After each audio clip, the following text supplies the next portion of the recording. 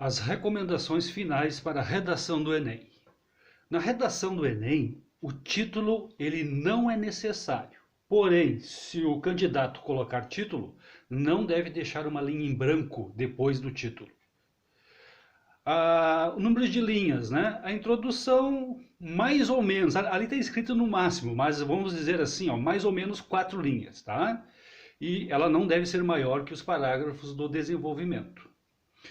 Os parágrafos de desenvolvimento, ali diz que a gente faz 2 a 3 parágrafos. Ultimamente tem se feito 2. Mais ou menos de 6 a 7 linhas cada um. A conclusão não deve passar disso.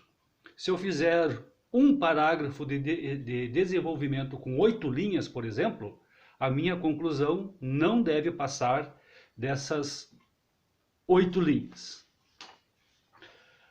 Extensão. Escreva sempre frases curtas que não ultrapassem 2 ou 3 linhas, mas também não caia no oposto escrevendo frases curtas demais. Seu texto pode ficar cansativo.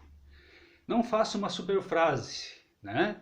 Isso é nos parágrafos do desenvolvimento. Faça no mínimo 2. Superfrase é quando a pessoa faz todo o parágrafo como uma frase só.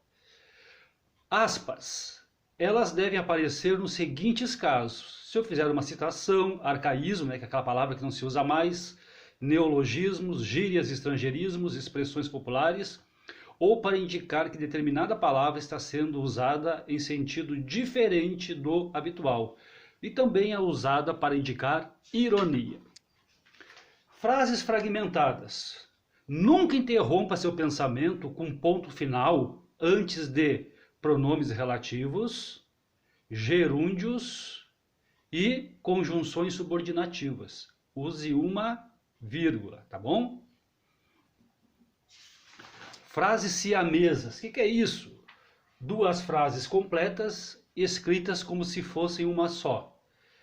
O doutor ficou desanimado, teria de passar outra noite em claro.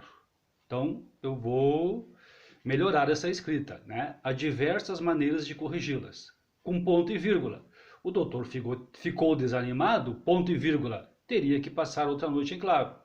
Com uma conjunção coordenativa. O doutor teria de passar outra noite em claro, por isso ficou desanimado. Transformar uma das frases em oração subordinada. Como teria que passar a noite em claro, o doutor ficou desanimado. O etc. Trata-se da abreviatura da expressão latina etc., que significa e as demais coisas. Só devemos usá-las quando os termos que ela substitui são facilmente recuperáveis. Exemplo, a notícia foi veiculada pelos principais jornais do país, como o Globo, Jornal do Brasil, etc. O leitor bem informado sabe que outros jornais ficaram subentendidos. Agora observe, muitas vezes os pais não sabem como falar aos seus filhos problemas relacionados ao sexo, à morte, etc. Quais seriam os outros problemas? Fica difícil de saber. Como, por exemplo, eu uso como ou uso por exemplo, não posso usar os dois, tá certo? Abreviatura e abreviações. Abreviatura sim, principalmente se o órgão já foi citado anteriormente por extenso no texto. E abreviações jamais devo usar. Regionalismo. Evite palavras que nem sempre são conhecidas nacionalmente. Exemplo, cacetinho, sinaleira, guria e assim por diante. Numerais. Seu numeral pode ser dito ou escrito em uma palavra só, você poderá escrevê-lo por extenso. Mas isso vale do 1 ao 20, pois 20 e 1 já são 3 palavras. Por isso devem ser grafados com algarismo. 1, 2, 19, 20, 30, 1000, eu escrevo por extenso, né, porque é uma palavra só. Esses daqui de baixo, né, já são mais de uma palavra, então eu grafo com algarismos. Eco. Evite rimar, né? Olha só, a caminhada será divulgada, a decisão da eleição causou comoção na multidão. Cacófato, né? Quando dá aquele som feio, né? Tem que evitar. Paguei um bom preço porcada. Porcadas são porcos, né? não vi a boca dela, e assim por diante. Procure não inovar por sua conta o alfabeto da língua portuguesa. Em cima do I vai um ponto, jamais uma bolinha. O tio vai apenas sobre uma letra.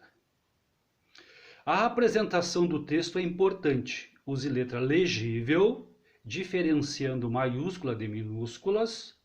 Observe o espaço de parágrafo ali no início, né? Cada parágrafo deixa um espacinho ali, uns 2 centímetros. E observe as margens. O hífen de separação fica ao lado da palavra e deve ser repetido na nova linha se coincidir na separação. E, pessoal, não usar aquele artifício de espaçar muito as palavras para ganhar linhas, tá? A redação do Enem é no mínimo 7 linhas, né? De 7 a 30. Então, não precisa fazer aquela esperteza, né, de deixar as palavras muito espaçadas para ter muitas linhas. Isso não cola mais.